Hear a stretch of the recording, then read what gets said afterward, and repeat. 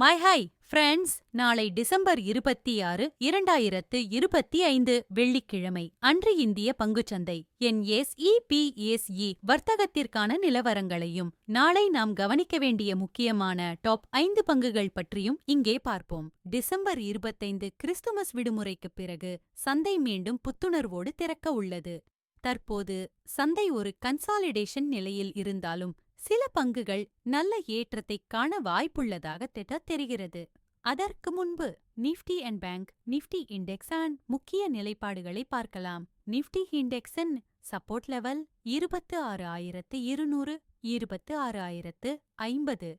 Nifty இண்டெக்ஸின் resistance level 26,250, 26,300. Bank Nifty இண்டெக்ஸின் support level 58,080, 58,900. Bank Nifty இண்டெக்ஸின் ரெசிஸ்டன்ஸ் லெவல் 59,400, 59,500. சரி, இப்போது நாளை நாம் கவனிக்க வேண்டிய 5 முக்கிய ஸ்டாக்ஸ் பற்றி பார்க்கலாம். 1. ட்ரெண்ட் லிமிடெட் சமீபத்திய வர்த்தகத்தில் சுமார் 2.26% உயர்ந்து சந்தையில் ஒரு பலமான போக்கை காட்டியுள்ளது. ரிட்டெயில் செக்டர் முதலீட்டாளர்களின் ஆர்வம் இதன் மீது அதிகமாக இருப்பதால் நாளை இதை பின்தொடரலாம். எதிர்பார்க்கும் நிலை புல்லிஷ். 2. ஸ்ரீராம் ஃபினான்ஸ் நிதித்துறையில் ஒரு நம்பிக்கையான நகர்வை இது காட்டியுள்ளது. கடந்த அமர்வில் 1.69% லாபத்தில் முடிவடைந்தது.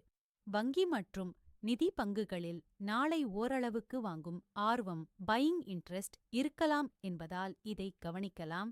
எதிர்பார்க்கும் நிலை பாசிட்டிவ் மொமெண்டம். 3. ஆப்போலோ ஹாஸ்பிட்டல்ஸ் சுகாதாரத்துறையில் ஹெல்த் கேர் ஒரு முன்னணி பங்காக திகழும் இது சுமார் 1.46% உயர்ந்து நிலை பெற்றுள்ளது. சந்தை சற்று தடுமாறினாலும் தற்காப்பு பங்காக டிஃபென்சிவ் ஸ்டாக் இது முதலீட்டாளர்களை கவர வாய்ப்புள்ளது. 4.